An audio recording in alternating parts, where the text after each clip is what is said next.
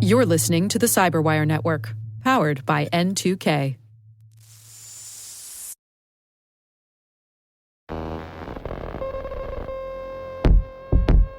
I think for threat intelligence sharing to be effective, though, is it needs to be contextualized and actionable, and it can't be slow and gated and working through bureaucratic means in order to get the information shared. So the reality there is still a lot of person-to-person and organization-to-organization sharing that's going on, but I think that's actually happening at a much more effective level than previously.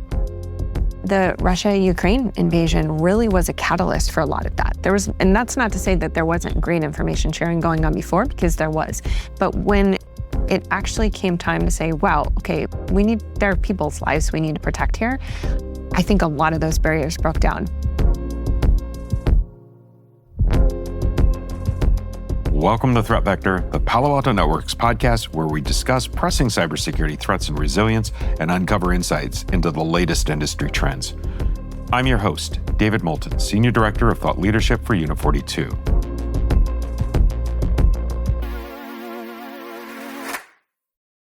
Today I'm speaking with Wendi Whitmore, Chief Security Intelligence Officer at Palo Alto Networks.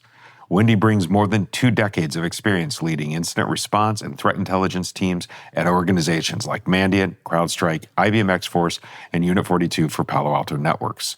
She's an inaugural member of the DHS Cyber Safety Review Board and serves on the Cybersecurity Advisory Boards at Duke University and the University of San Diego.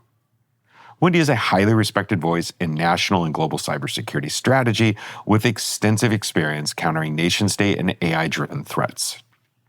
Today, we're going to talk about the evolving scale and sophistication of Chinese nation-state cyber threats, the targeting of critical infrastructure, and how defenders can better prepare in a rapidly accelerating AI environment.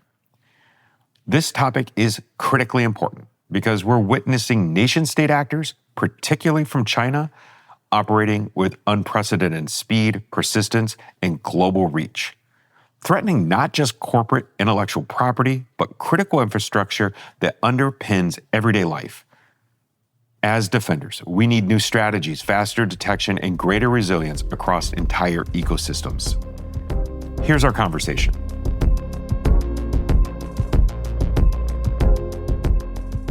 Wendi, welcome back to Threat Vector. Good to see you again. Thanks, David. Happy to be here. Great to see you. I know that you've been busy lately. Congrats on the new role. Thank you. And you've been on panels even today. And I wanted to get into some of the conversations that you've been having, talking about some of the Chinese threat actors and some of the tactics and behaviors that you're seeing. Yeah, well, I think first of all, it's a busy week, right? A lot of hot topics going on here at RSA. And China as a nation-state threat actor is certainly one of those that I think is at the top of everyone's list. So we had the opportunity to cover various typhoon actors, what we're seeing, and then really the broader spectrum of Chinese nation-state cyber threat activity. So I think it's fair to say, so I've been conducting investigations in this space, specifically towards nation-state actors for almost 25 years. It's been a minute, it's a while. And we have never seen before during that time frame this scale of persistent threat activity that we're seeing today from Chinese nation-state threat actors.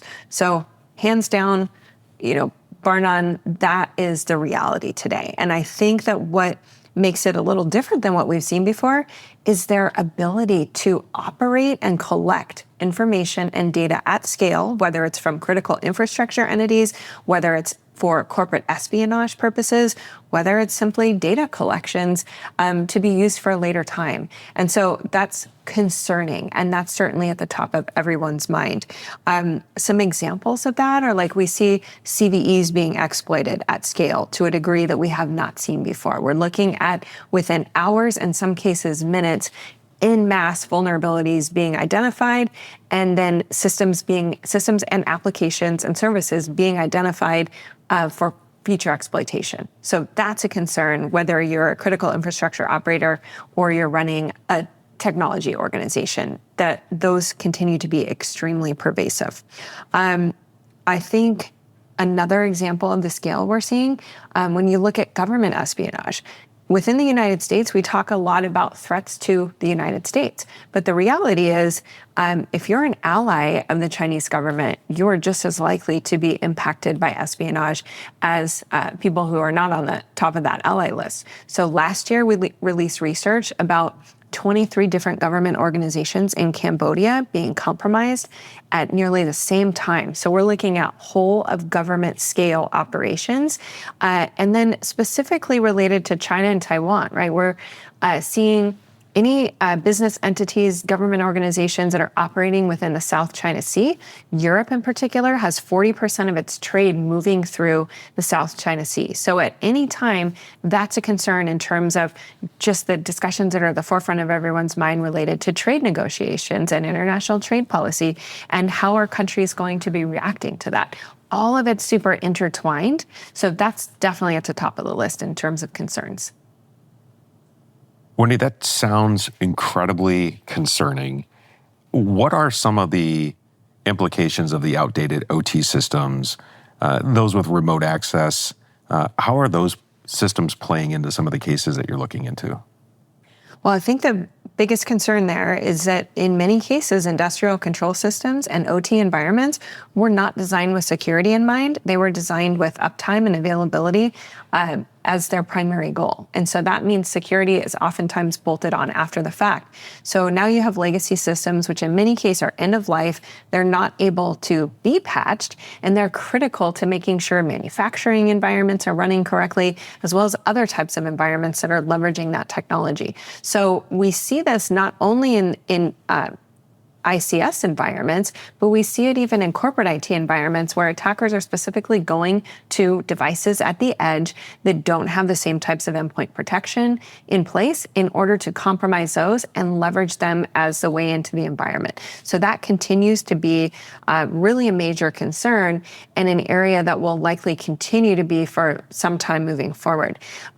We talked about this on the panel I was on about the idea of rethinking air gapping and whether that's really an effective security strategy. Because unfortunately, we all know that people are at the heart of getting security done. And what you have is administrators who have already a tough job to do. They're pulled in a million different directions. And so what happens? They tend to reuse passwords both within the corporate IT environment as well as within the industrial control systems environments. And those oftentimes are a big target from these attackers. I think, though, that one of the bigger issues is just a need for a cultural mindset shift. So we're working with an organization that we're responding to a breach at, and it has a number of OT environments as well as their corporate IT environment. And in the wake of the breach, those executives and the security teams realized, wow, okay, we really need to rethink the entire way that we approach security.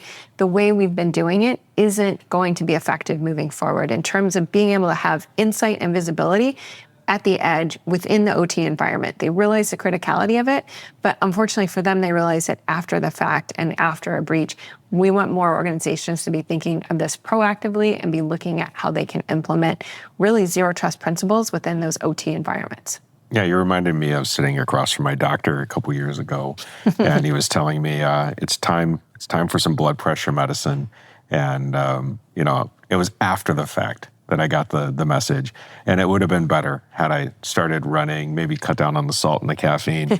I don't know when some of these lessons learned are going to show up for organizations that are moving fast and realizing that maybe uptime and security can be equal partners in what they're looking to achieve and the way that they're measuring things, or we're going to have this massive scale of attacks that you're talking about with the vaults and maybe others. Well, I think there is, if there's a shred of good news, I think the reality is that AI is actually going to make changes in that. Because what you're talking about is just this bigger picture, software is oftentimes built and hardware systems are built, and then security is tested for after the code is developed. And so now what you're seeing is AI has the ability to inject into that software development lifecycle and that entire process to where we can identify potential vulnerabilities in the code much earlier than we used to. We can identify where there's hard-coded passwords, where there's potential CVEs that can be exploited, and that's all part of this continuous development lifecycle that's fixed prior to being shipped. Yeah. So that is going to make some impact, I think. Well, and that's really exciting because the cost of fixing it before it's deployed, and as you said, you can't update it, it's end of life, that changes the game significantly. Maybe there's some other wins that we can talk about, and I'd want to focus on defenders, where they're finding some success.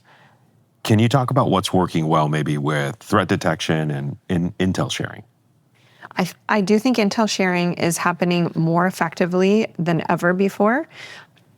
And I'll provide two cases for that, two use cases. So one, in the panel I was on yesterday, we talked specifically about the intelligence sharing that goes on between the threat detection teams at Microsoft and our intelligence teams within Unit 42 and larger Palo Alto Networks. That's an ongoing dialogue. People are in Slack channels together, they're on the phone together on a daily basis, sharing information in real time. So I think for threat intelligence sharing to be effective, though, is it needs to be contextualized and actionable, and it can't be slow and gated and working through bureaucratic means in order to get the information shared. So the reality there is still a lot of person-to-person and organization-to-organization sharing that's going on, but I think that's actually happening at a much more effective level than previously. What's allowing it to be getting better? Like, what are the cultural things? What are the shifts, the policy changes? Yeah, I think culturally, my perspective is that the Russia-Ukraine invasion really was a catalyst for a lot of that. And that's not to say that there wasn't great information sharing going on before, because there was. But when it actually came time to say, wow, okay, there are people's lives we need to protect here, I think a lot of those barriers broke down between competitors in particular. So when you look at the intelligence dialogue that's going on between all of these organizations that traditionally compete to sell products, to sell services, I think that barrier has really decreased.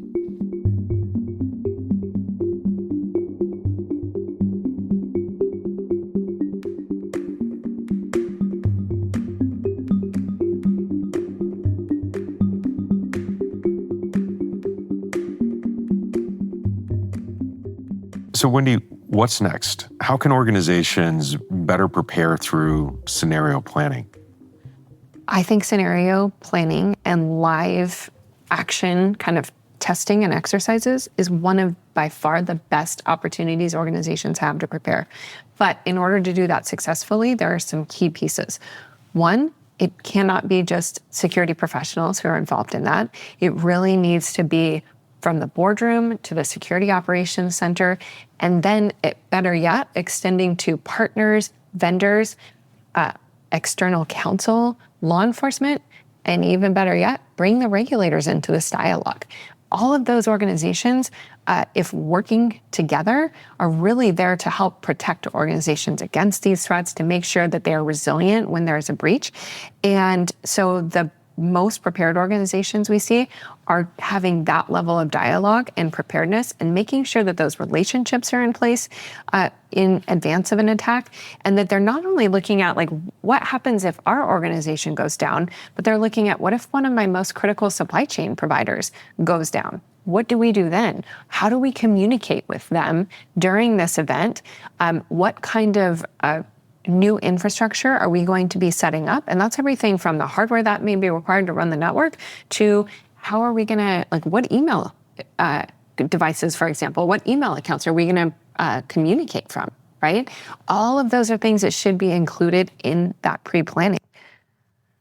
Another example, though, kind of related to your last question with private and public partnerships, an example of a tabletop exercise that we at Unit 42 recently participated in included Microsoft. It included many other organizations within JCDC, and it was actually related to an AI attack. And so those are the type of really comprehensive planning scenarios that we all want to be involved in, and we encourage our clients to participate in. Because if one of your cloud providers, for example, goes down, that becomes now a critical infrastructure provider. We all need to be prepared to figure out how we're going to work through those scenarios. Wendi, when you're talking about that, I'm going back to a comment you made. In 25 years of watching APTs out of China, you've never seen the scale, the speed, you've never seen that type of volume of attack? Is it a new type of training that's required because of AI, because of the strategic level that these attacks are these attacks that you're seeing? That's the new normal. That's the new baseline of what organizations should be thinking about and doing.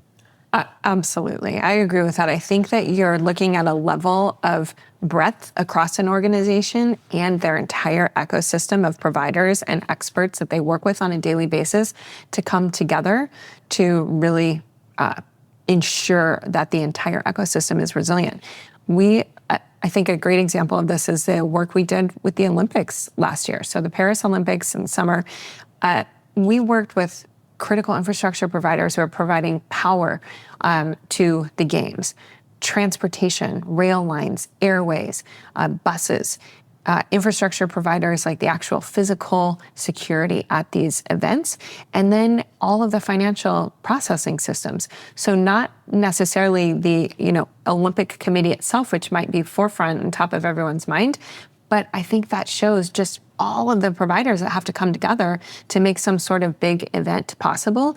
What we did was in advance of the Olympics, we went through all kinds of scenario planning that involved everything from a train going down to the inability to process ticketing systems into a venue where there might be 50,000 people coming in. All of that to figure out, okay, how are we going to adapt quickly? How are we going to stand up new network infrastructure at a moment's notice to make sure that these events run securely? And that's the type of planning that we need organizations to be doing about running their business and having the level of resiliency needed for a cyber attack. Yeah, we often talk about the weakest link is the problem.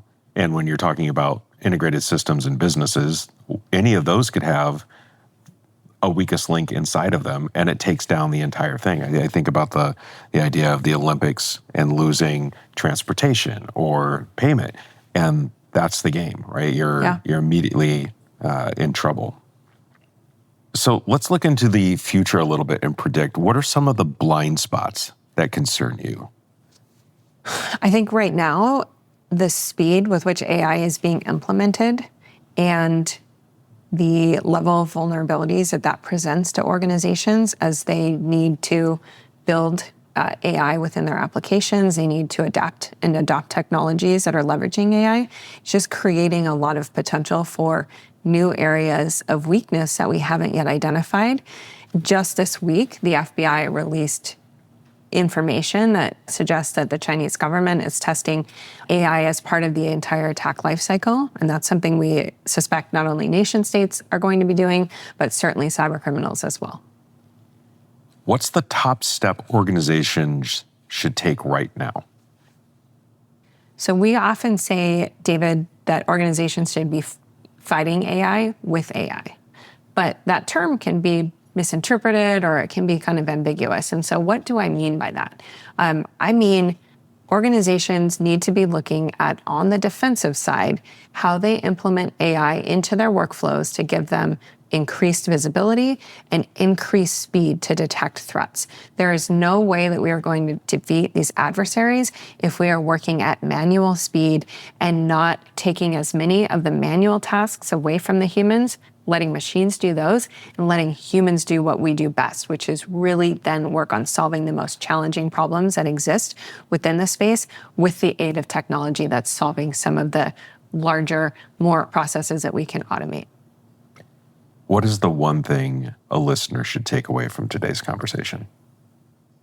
Cybersecurity has never been more important than it is today. So the more that organizations can take that threat seriously, know that other nation-state adversaries throughout the world are leveraging cybersecurity to attack us, to attack our allies, and that investments need to be made in making sure that their organization is in a consistent shields-up posture at all times.